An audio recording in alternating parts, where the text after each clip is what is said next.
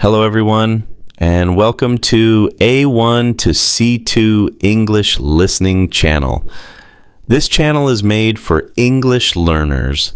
Every video here is made to help you listen, understand, and grow step by step, word by word, level by level. Today's video is spoken slowly and clearly. It is great for A1, A2, and B1 learners, but even higher levels can enjoy it too, because every listener can learn something new. You will hear real English about useful topic with simple words and a natural rhythm, so listen carefully, repeat if you need, and enjoy the journey. Every minute you listen helps you improve. Before we start, don't forget to like this video if you find it helpful, and subscribe to get more videos like this every day for every level. Now, let's begin today's topic.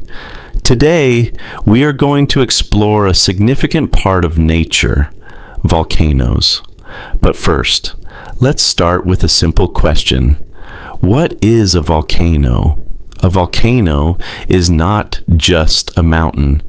It is a special mountain, a mountain that can erupt. To erupt means to suddenly explode. When a volcano erupts, it can throw out hot lava, gas, ash, and rocks. This eruption can be very big and very dangerous. It can destroy trees, buildings, and even cities. But volcanoes are also beautiful and important for our planet. So, how are volcanoes born? How do they grow? And why do they erupt? To answer these questions, we need to look deep inside the earth, because volcanoes do not start on the surface. They start deep underground, where it's hot, dark, and full of pressure. We will learn step by step what the earth is made of, how magma forms, what tectonic plates are, and how all of this creates a volcano. By the end of this video, you will understand how volcanoes are born. So get ready to learn, and let's begin our journey beneath the surface of the earth. To understand volcanoes, we must first understand the structure of the earth. The earth is not just one solid rock. It has 4 main layers, each one different. Let's look at each layer from the outside to the inside. 1. The crust. This is the surface of the earth. It is where we live. It includes land, oceans, mountains, and forests. The crust is thin, like the skin of an apple. 2. The mantle. This is the layer under the crust. It is made of hot, soft rock. The rock is not completely solid. It can move and flow slowly. This movement is very important for volcanoes. 3. The outer core. This is deeper inside. It is made of liquid metal, mostly iron and nickel. It is very hot and helps create Earth's magnetic field. 4. The inner core. This is the center of the Earth. It is solid metal and even hotter than the outer layers, up to 6,000 degrees Celsius. Most volcanoes are born in the mantle and the crust. In the mantle, the temperature is extremely high. This heat can melt rock into a very thick, hot liquid. This liquid rock is called magma. Magma is the starting point of every volcano. In the next part, we'll see how magma is made and how it moves. Now that we know the Earth has a very hot mantle, let's look closer at something very important: magma. Magma is molten rock This means rock that has melted into liquid. It forms deep underground in the mantle.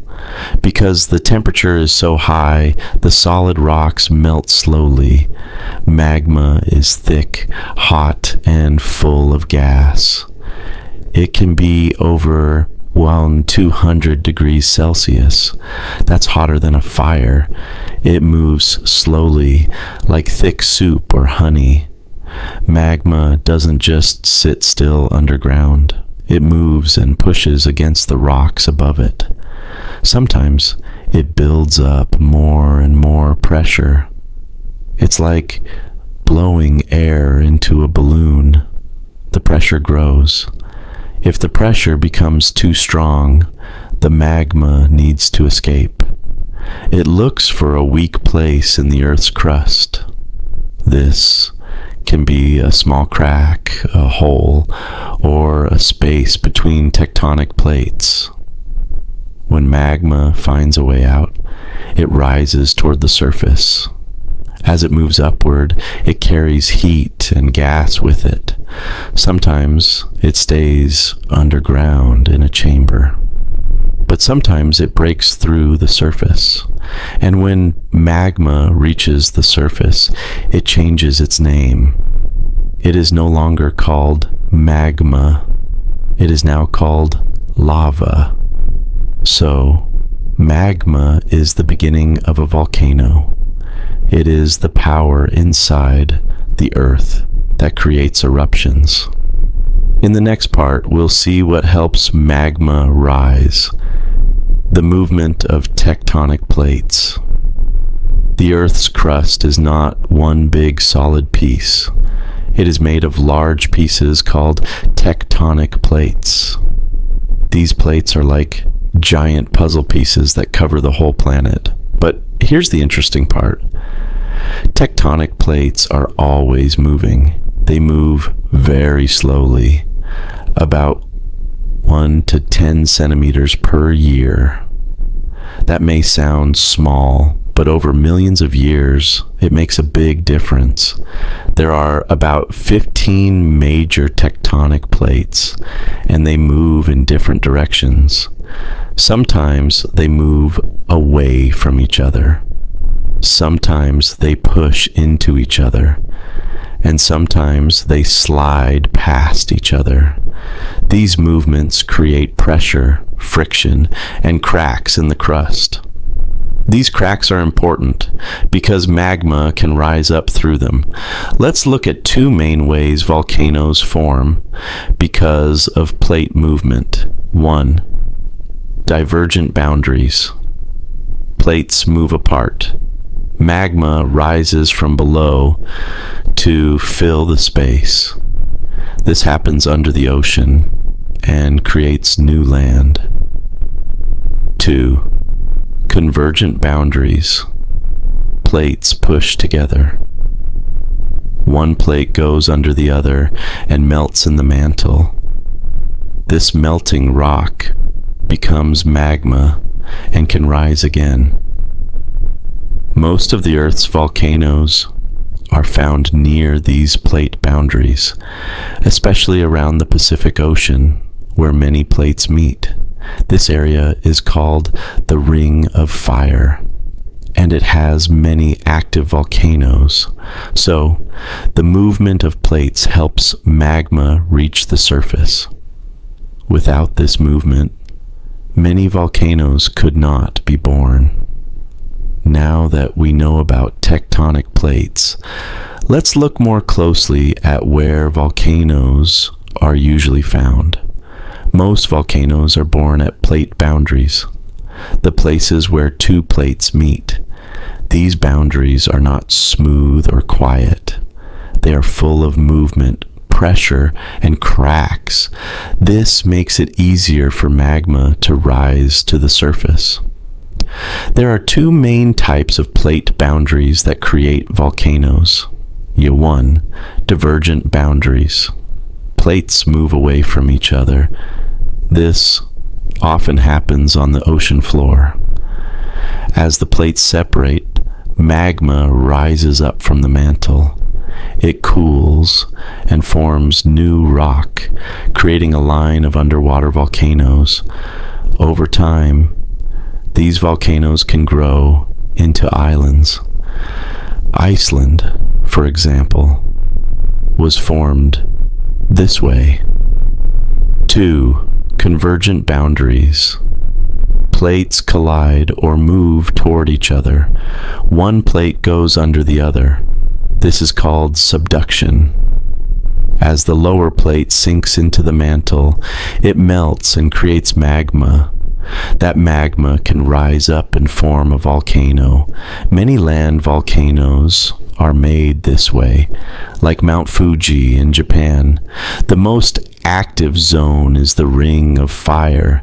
It's a circle around the Pacific Ocean, from Asia to the Americas. It has over 75% of the world's active volcanoes. So if you want to find a volcano, look at a map of the world, then look at where the tectonic plates meet. That's where the Earth is most active, and where volcanoes are born. So, what happens when magma finally finds a way to the surface? Let's follow the journey.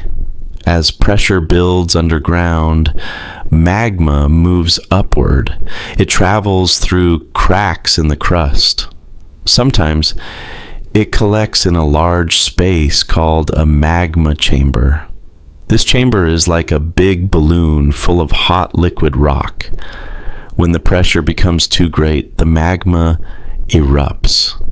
It pushes through the surface, suddenly and powerfully. And once it reaches the outside, magma becomes lava.